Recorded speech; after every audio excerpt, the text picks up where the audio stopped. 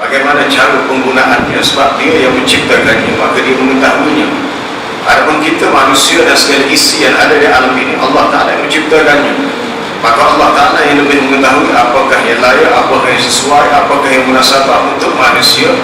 Kerana kul falillahil hujjatil balighah falau sya'a lahadakum ajma'in, katakanlah bagi Allah Ta'ala sahajalah hujjah yang tertinggi. Hujjah maksudnya kekuatan, bukti, kebaikan, segalanya adalah milik Allah. Kalau dia kehendaki, nescaya dia akan beri hidayah kepada kamu semua. Islam itu digambarkan sebagai suatu celupan, sibghat Allah wa man ahsanu minallahi sibghah wa nahnu lahu 'abidun. Islam itu adalah suatu celupan Allah, celup benda ni. Kalau kita celup, maknanya dia akan kena habiskan. Kalau kita ambil suatu objek, kain, sesuatu yang dicelupkan dalam air, maka dia akan basah semuanya. Maka Islam itu adalah suatu yang menjadi milik Allah sepenuhnya. Dan siapakah yang lebih baik celupannya daripada Allah? Siapakah yang lebih baik buatannya daripada apa yang Allah Ta'ala buat? Kerana Allah Ta'ala sun'allahi alladhi atqana kulla syai'. Semua barang buatan ciptaan Allah adalah baik sebab dialah atqana, sangat teliti dan menghalusi akan sesuatu yang dia ciptakan. Islam yang Allah Ta'ala syariatkan untuk Nabi-Nya, Nabi SAW, untuk semua zaman, semua tempat dan semua jenis bangsa, untuk semua. Islam bukan hanya untuk orang Arab, tetapi untuk semua. Maka diutuskan Nabi SAW sebagai Rasul yang kaffatan linnasi basyiran wa nadhira. Wa ma arsalnaka illa kaffatan linnas. Tidaklah kami utuskan engkau ya Muhammad melainkan untuk seluruh manusia, untuk semua manusia, sebagai pembawa khabar yang basyir, kabar yang menggembirakan, kabar yang menakutkan. Baik, hanya dia yang layak untuk menjelaskan kenapa dia mencipta ciptaan tersebut dan bagaimana ia berfungsi. Apakah perkara yang sesuai untuknya dan apakah yang merosakkannya, bagaimana membaikinya apabila berlaku kerosakan. Semua peraturan dan panduan yang ditetapkan oleh pencipta tersebut tetap sesuai selagi ciptaannya tidak berubah atau bertukar kepada bentuk yang lain. Jadi persoalan-persoalan yang perlu kita fikir. Kalau seseorang menciptakan sesuatu, sebenarnya dia ubah isbah pada makhluk Allah Ta'ala. Adapun dia menciptakan, maksudnya sesuatu yang asalnya minal adami ilal wujudi, asal sesuatu yang tiada kepada ada. Adapun manusia menciptakan sesuatu bukan bermakna dia mewujudkan sesuatu yang tiada kepada ada, cuma dia taghyir, dia tahwil, dia ubah, dia tukar. Daripada bahan besi, ubah-ubah, jadilah kereta, jadilah basikal. Daripada bahan getah, diperosakan dia jadilah tayar.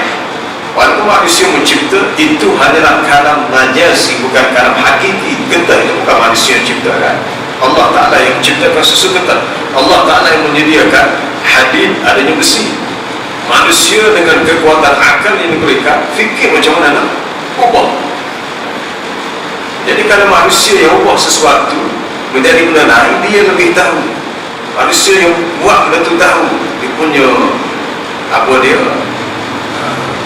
susun atur dan kedudukan perkara itu. Maka Allah Ta'ala yang khaliqu kulli syai', dia lah pencipta setiap sesuatu, maka dia lebih tahu.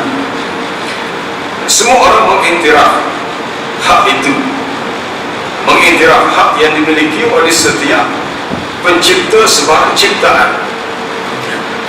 Sebab itu kita melihat banyak barang yang dijual, maka dia mengatakan bahawasanya hak cipta terpelihara, tidak boleh diciplak atau tidak boleh ditipu oleh syarikat yang lain. Hak cipta terpelihara. Adapun hak cipta Allah Ta'ala memang sentiasa terpelihara dan manusia tidak akan mampu, sebab manusia itu sendiri termasuk makhluk yang Allah Ta'ala ciptakan.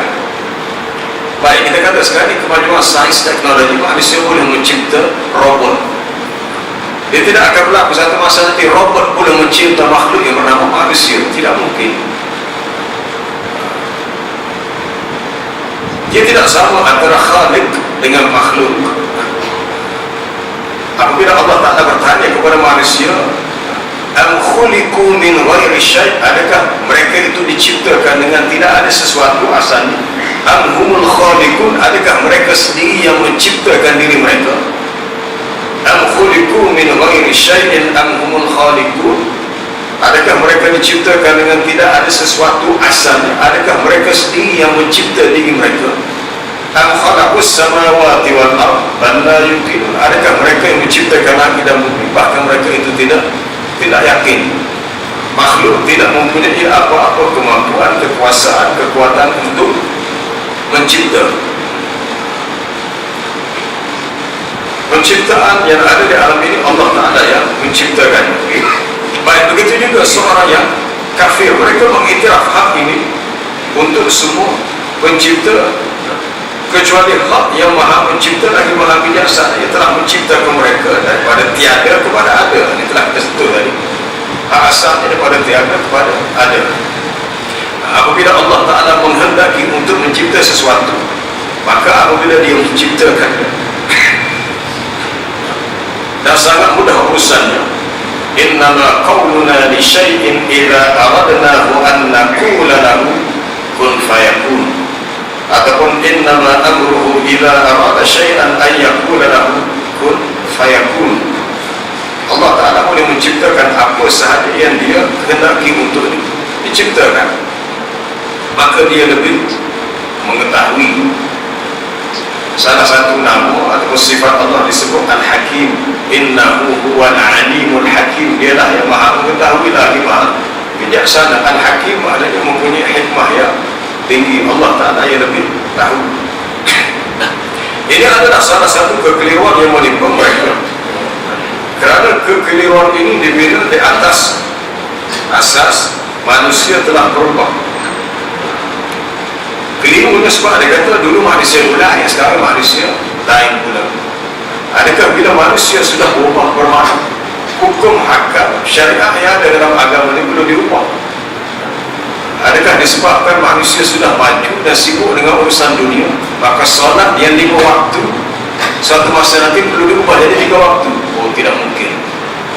Ia bersifat tetap. Ia bersifat tetap. Apabila begitu, maka begitulah. Manusia tidak boleh mengubahnya ataupun untuk menafikannya atas alasan dunia sudah berubah. Yang mengubah manusia secara zahir, tapi dari segi fi'il wangasa, watak dia tak akan berubah. Daripada dulu sama sekarang tetap ada watak-watak manusia yang kemudian sama sahabat, contohnya diberi nama Umar bin Al-Khattab, semuanya adalah sama, fungsinya sama, walaupun orang berlainan tapi fungsinya sama. Dalam Quran Allah Ta'ala telah menyatakan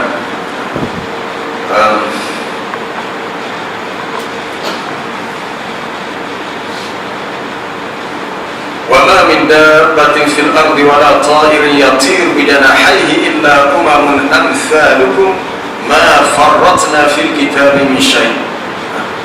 Tidak ada satu binatang pun yang melata di atas muka bumi, juga burung yang terbang di udara dengan kedua sayapnya, melainkan mereka adalah umat-umat, makhluk-makhluk yang Allah Ta'ala ciptakan, yang mana sifat mereka sama seperti kamu, asalnya tiada, ada, kemudian hidup, perlu kepada makan, perlu kepada minum, sampai masanya mereka akan mati juga.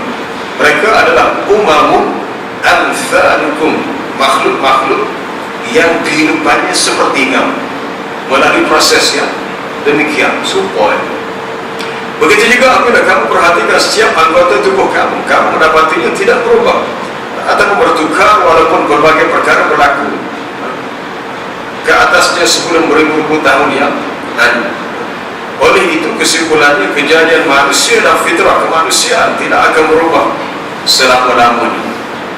Kejadian manusia prosesnya sama, dia tidak akan berlaku satu masa nanti keluar pula makhluk manusia ni yang ada apa dia, ada sebelah yang telinga ataupun hidungnya dah ke sini pula. Itu mungkin dalam kes-kes yang berlaku kecacatan lain cerita, tapi manusia yang Allah Ta'ala ciptakan, laqad khalaqnal insana fi ahsani taqwim, begini maka beginilah.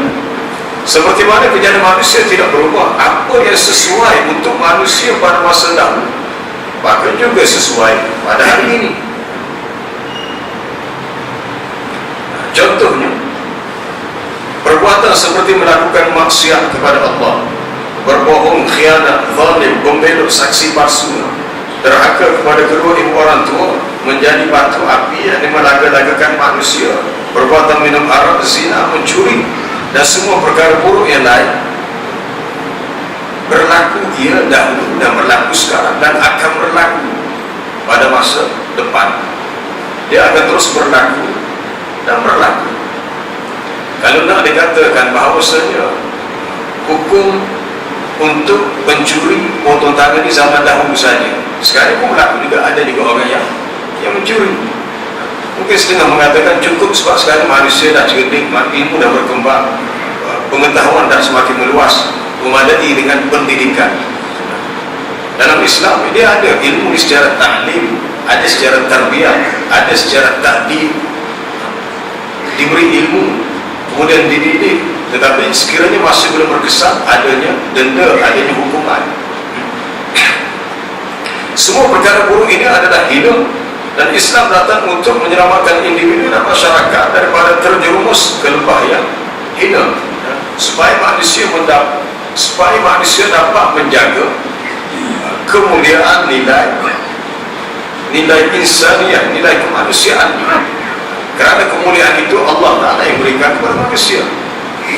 وَلَقَدْ كَرَّمْنَا بَنِي آدَمَ وَحَمَلْنَاهُمْ فِي الْبَرِّ وَالْبَحْرِ. Sesungguhnya telah kami muliakan Bani Adam, yakni manusia, dan kami bawa mereka sama ada di daratan ataupun di lautan. Manusia satu makhluk yang diberi kemuliaan oleh Allah. Dia tidak sama manusia dengan binatang. Kita melihat hatta orang kafir sekalipun, tak ada ikan beli ayam dan dimakan mentah-mentah. Mereka akan masak dulu. Maka manusia fikir dengan akal yang mereka miliki, macam mana nak makan dengan cara yang paling sedap. Maka mereka fikir nak bubuk gabung, masak macam mana.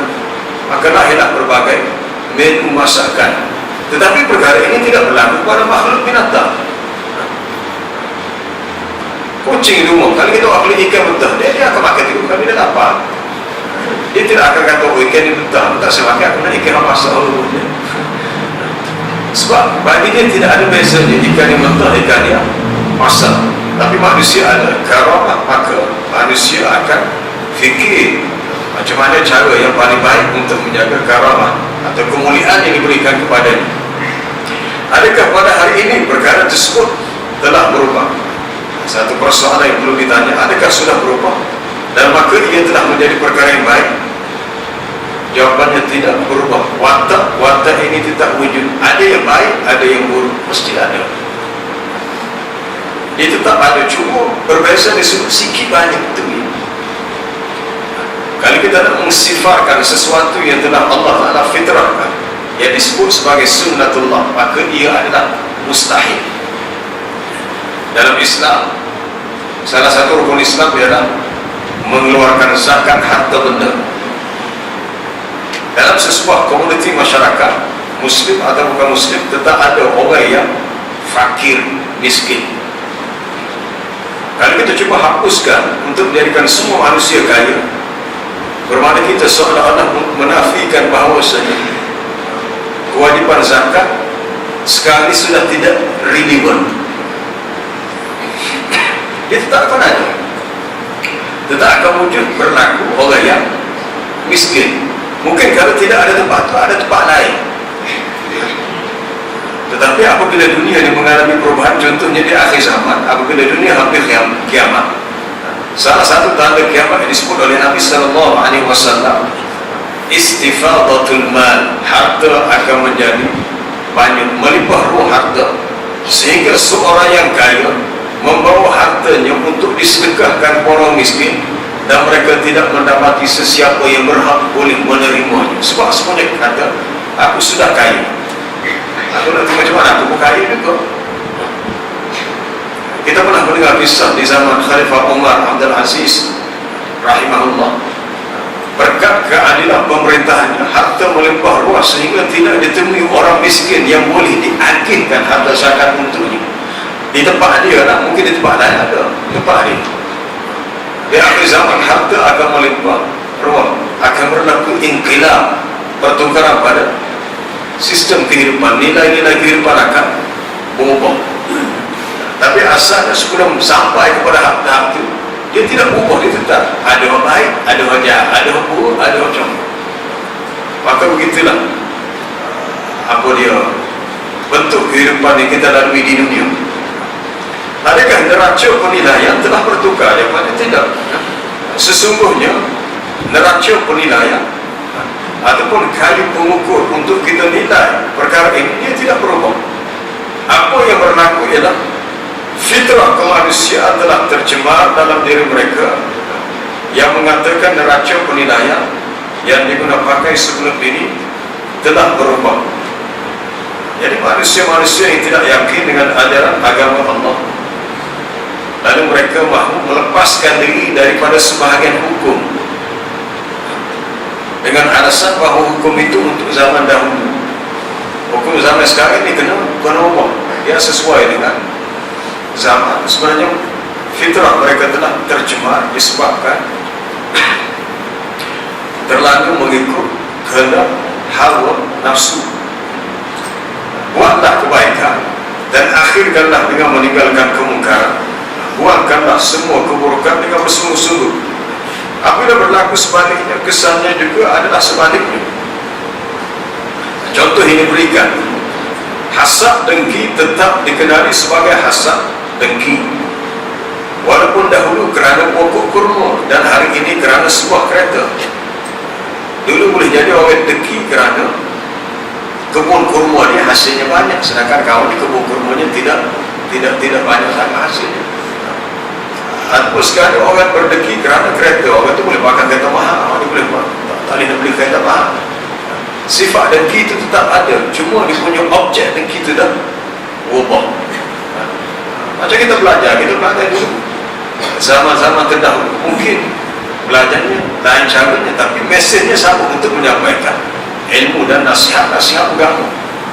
Yang pentingnya perkara itu boleh disampaikan. Maka macam mana dia punya approach pendekatannya, maka dia berubah mengikut keadaan dari sini.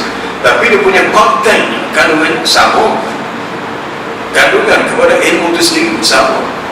Cuma perbezaan dari sudut wasilah untuk tablighul ilmi, untuk menyampaikan ilmu, tapi membawa kepada matlamat yang sama.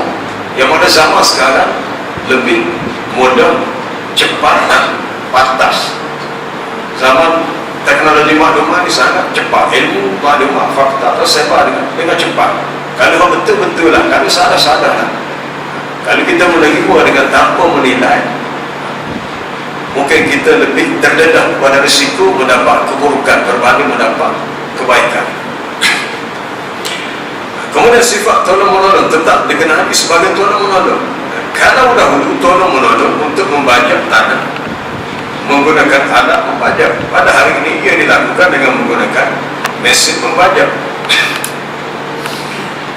Kalau dulu biasa kampung buat kenduri kendaraan, buat bewok, gotong royong, semuanya keluar sama-sama menolong tuan rumah untuk masuk di bahagian. Mungkin sekarang orang semakin sibuk tolong-menolong juga, tapi dalam bentuk yang lain, kerana perubahan kehidupan manusia. Hakikat sesuatu perkara tidak berubah, walaupun bentuknya berlainan.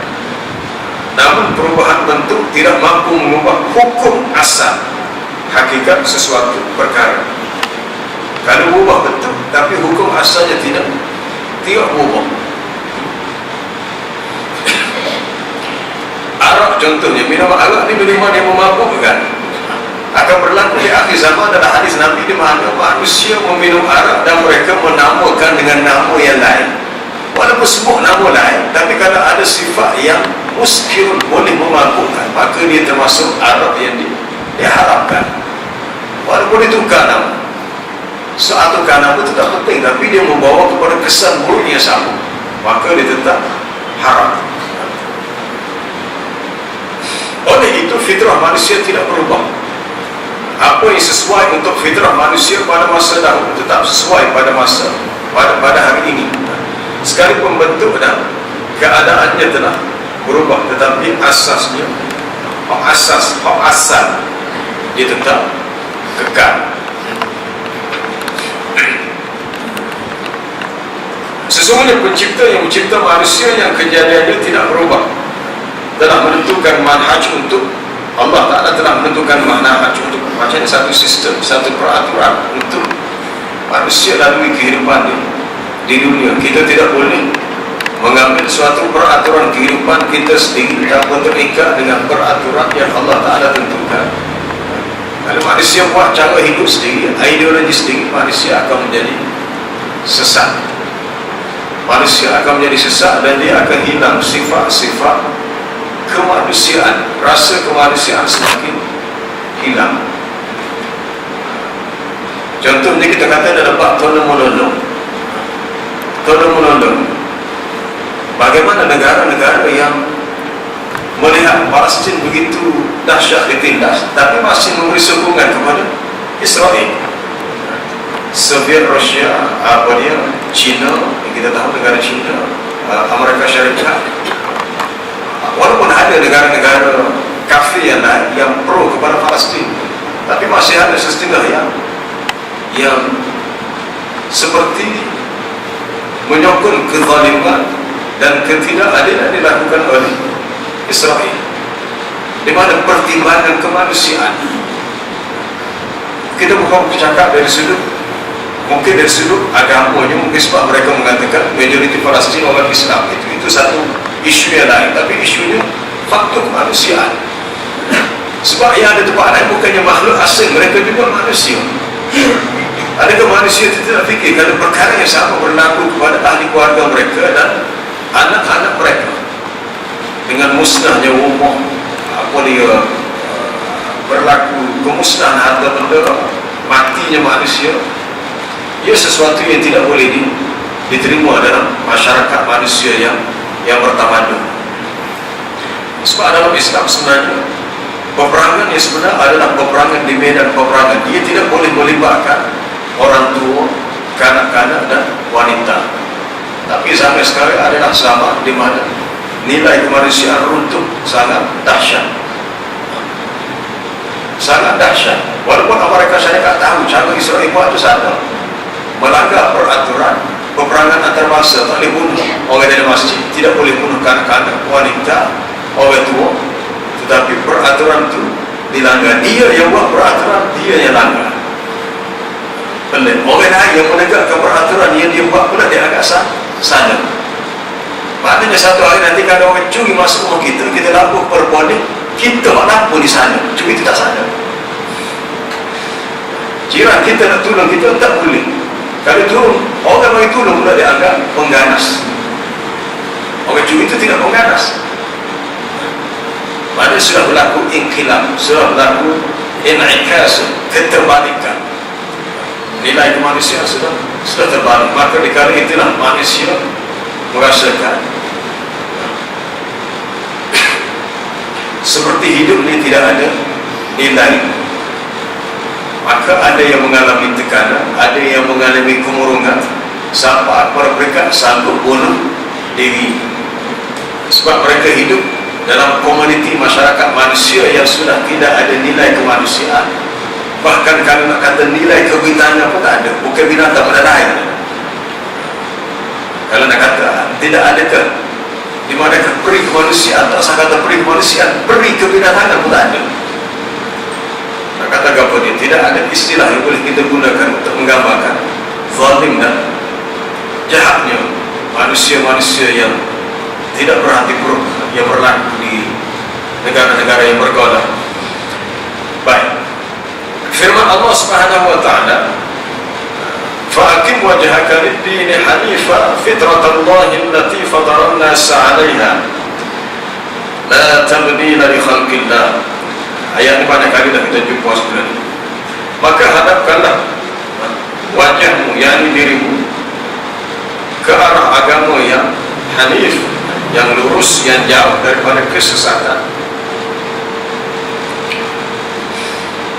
Itu turutlah terus agama Allah, itu agama yang Allah Ta'ala menciptakan manusia dengan keadaan bersedia dari bersemula jadinya, merujuk kepada fitrah asal yang Allah Ta'ala tentukan kepada manusia, dan tidak ada perubahan bagi ciptaan Allah Ta'ala itu. Ini dijelaskan dengan terang sekali, la tabdila li khalqillah, tidak ada perubahan bagi ciptaan Allah. Maksudnya tidak ada perubahan bagi fitrah yang Allah Ta'ala ciptakan dalam diri manusia. Kalau begitu dulu, sekarang pun begini juga. Kalau sekarang begini, dulu pun begitu juga. Realiti yang tidak dapat disangka, kenyataan yang tidak dapat disangka telah membuktikan secara praktikal bahawa negara Islam pada zaman keemasan telah melebarkan sayap kekuasaan dari timur ke barat, iaitu daripada negara China, negeri China, sehingga ke pergunungan Spanyol, Laut Mediterranean, pula menjadi kawasan Islam yang diperintah oleh raja-raja yang tunduk kepada pemerintahan Islam. Penguasaan terhadap berbagai negara ini telah berjaya menghimpunkan manusia berbagai bangsa, adat, agama dan kepentingan, sama ada Arab, Parsi, Rom, Romawi dan lain-lain. Sejarah kegemilangan Islam berkembang disebabkan kuatnya agama yang dipegang oleh generasi ketika itu yang melaksanakan usaha dakwah dan jihad. Kita ni lemah. Memang kita mengetahui kita ni lemah. Kelemahan kita disebabkan sebab lemahnya pegangan agama umat Islam di akhir zaman. Dalam satu hadis Nabi SAW bersabda, "Masalul ummati kamasalil matar." Perbandingan umat aku ni seperti hujan. Hujan yang turun yang mana la yudra, tidak diketahui sama ada yang awal atau yang akhirnya lebih baik. Kalau turun hujan, kita tidak tahu hujan mula-mula turun ke atau hujan akhir habis itu yang penting lebih baik. Tidak ada diketahui mana yang lebih baik, yang dahulu atau yang terkemudian. Kalau mereka kuat berpegang kepada ajaran agama Allah, mereka lah yang akan jadi golongan yang lebih baik. Tapi kalau tidak begitu, maka akan berlaku lain pula. Negara Islam telah mengatur sistem kehidupan semua bangsa yang berada di bawah penguasaannya berdasarkan syariat Islam. Berdasarkan syariat Islam. Cuma sampai sekarang ini nak cari negara yang mampu untuk tatbik, laksanakan syariat Islam secara apa dia? Secara lengkap. Mungkin payah. Mungkin payah. Ataupun untuk menjadi sebuah negara, sebuah negeri yang benar-benar melaksanakan perintah-perintah agama daripada yang sekecil-kecilnya sehingga yang sebesar-besar. Maka memerlukan kepada kesungguhan daripada orang bawahan sampai orang atasan. Ini yang sebenarnya menjadi suatu muskilah, suatu ujian sebenarnya, suatu ikhtibar, suatu ibtila bagi kita yang hidup di akhir zaman. Allah Ta'ala menguji kita dengan berbagai fitnah yang sebenarnya sangat membimbangkan kita, sangat menakutkan kita. Fitnah yang ada kalanya digambarkan oleh Nabi SAW kaqita'il lailil muzlim, seperti kepingan malam yang gelap, sehingga yusbihur rajulun mu'minan wa yumsi kafiran. Seorang lelaki yang waktu pagi dia beriman, kemudian waktu petangnya dia menjadi kafir. Ataupun yumsi mu'minan wa yusbihu kafiran, waktu petang dia beriman, pagi esoknya dia menjadi kafir. yabi'u dinahu bi'aradin minad dunya, dia menjual agamanya dengan mata benda dunia. Fitnah dunia menyebabkan dia mengenepikan agama. Agama ni tak tahu jatuh nombor 2 apa nombor 3. Yang pentingnya dunia yang dikejar tu yang menjadi utama. Padahal semua tahu bahawa dunia ni adalah kesenangan hidup yang sedikit. Fama mata'ul hayati dunya fil akhirati illa qalil. Tidaklah kesenangan hidup di dunia kalau dibandingkan dengan akhirat melainkan suatu kesenangan yang bersifat sedikit. Tak sedikit benar akan kita nak nampak benda sedikit hingga kita melepaskan perkara yang lebih banyak, perkara yang lebih besar. Disebabkan nak yang segera, maka kita tertinggal perkara yang kekal selama-lamanya. Kita boleh ambil apa kita nak daripada dunia, tetapi tidaklah sampai kita mengorbankan keuntungan yang lebih besar di akhirat. Tetapi itu yang berlaku dalam kehidupan di akhir zaman. Bahkan apabila Allah Subhanahu wa taala memberikan kemenangan kepada ketua-ketua tentera Islam ketika membuka wilayah baru, dia membuka pintu ijtihad dan istinbat. Istinbat ini mengeluarkan hukum, kesimpulan hukum kepada para ulama untuk merangka undang-undang. Syariat Islam tidak pernah kekurangan sesuatu untuk menampung keperluan dan kepentingan umat manusia. Berlaku pertemuan antara syariat Islam, pertemuan antara syariat Islam dan kepentingan orang Islam, Yahudi dan Kristian. Pertemuan antara syariat Islam dan kepentingan orang Islam juga Yahudi Kristian tidak pernah berlaku. Antara kepentingan manusia dengan kepentingan syariat, pertemuan tak pernah berlaku sebab dia sebenarnya seiring, dia serta, dia sejalan. Kecuali kalau manusia itu meletakkan kepentingan itu mengatasi kepentingan agama, tapi kepentingan hawa nafsu artinya ni jadi masalah. Sebab kepentingan agama lebih menjaga maslahat manusia, tetapi manusia mungkin mengorbankan maslahat sebab nak kepada buat benda salah. Yang paling mudah nak buat benda yang salah, walaupun tahu cara itu cara yang salah, tetapi manusia mahu melakukannya sebab untuk kepuasan dirinya dan nafsunya. Mana mereka semua hidup dengan rukun aman dan damai di bawah naungan keadilan dan toleransi syariat Islam. Kita pernah baca bagaimana Islam berkembang di negara-negara Eropah zaman-zaman kegemilangan, sehingga sebahagian negara Eropah sudah jatuh ke tangan umat Islam, akhirnya berjaya dikuasai oleh agama Kristian, sehingga kegemilangan itu hanyalah sesuatu yang tertulis dalam sejarah. Bermula pada zaman Tariq bin Ziyad melepasi Selat Gibraltar menuju ke Hispania, ke Spanyol dan negara-negara Eropah yang lain. Dan kita melihat banyak dalam sejarah tokoh-tokoh ulama yang hebat yang muncul di sana. Ibn Rushd al-Maliki yang terkenal dengan Bidayatul Mujtahid wa Nihayatul Muqtasid, tinggal di Cordoba, kota Granada, Cordoba. Al-Imam Al-Qurtubi Abdillah yang terkenal dengan kitab Al-Jami' li Ahkam Al-Quran juga di Spanyol. Dan ramai-ramai tokoh-tokoh yang lain seperti Imam bin Hazim Al-Zahiri juga di negara Eropah. Mereka bukan musalib dalam iklim yang kearaban, tapi dalam asalnya yang bukan Arab. Tapi disebabkan kegemilangan umat Islam dan kehebatan ilmu pada masa itu, negara yang asalnya bukan Islam, lahirnya tokoh-tokoh ulama yang hebat. Inilah realiti yang berlaku pada awalnya. Syariat Islam berkembang di kawasan padang pasir, kawasan Sahara. Namun pemilihnya, yakni Allah Subhanahu wa taala,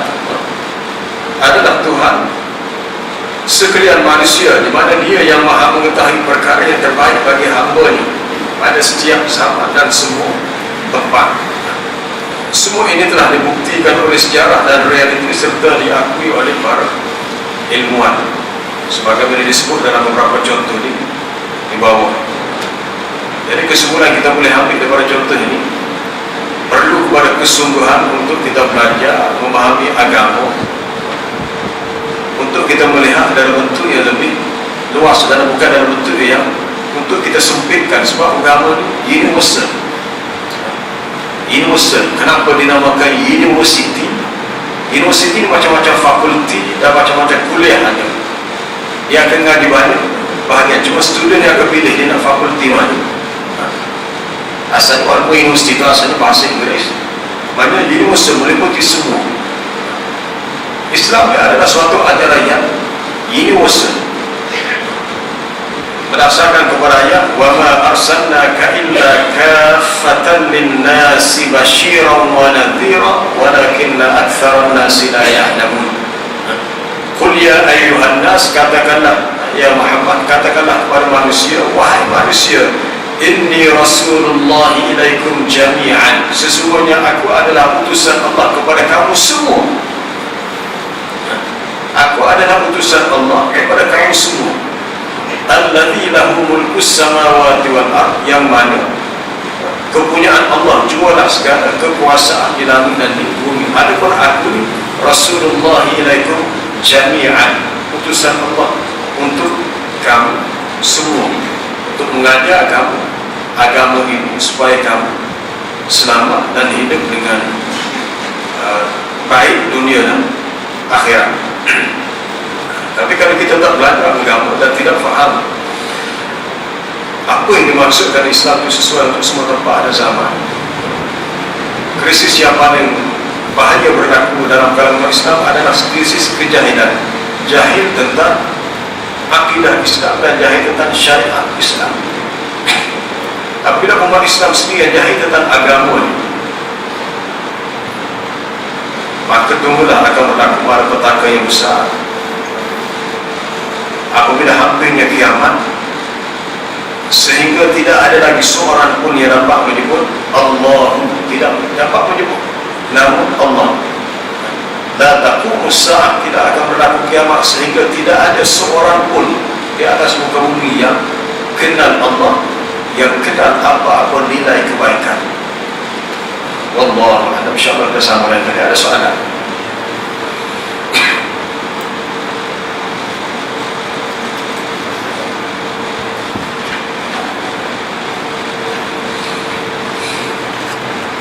Ada soalan?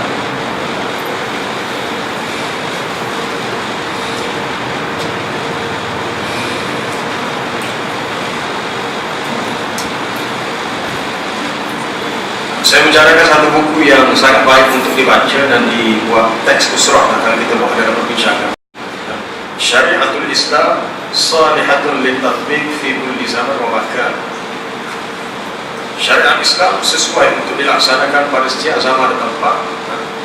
Buku ini telah diterjemahkan, ditulis oleh Dr. Yusuf Qardawi. Syariatul Islam salihatun litatbiq fi kulli zaman wa makan. Pelaksanaan syariat Islam sesuai pada setiap tempat dan masa. Baru ada buku yang membeli masa tahun 1998, 16 tahun. Tapi satu rujukan yang sangat baik untuk kita faham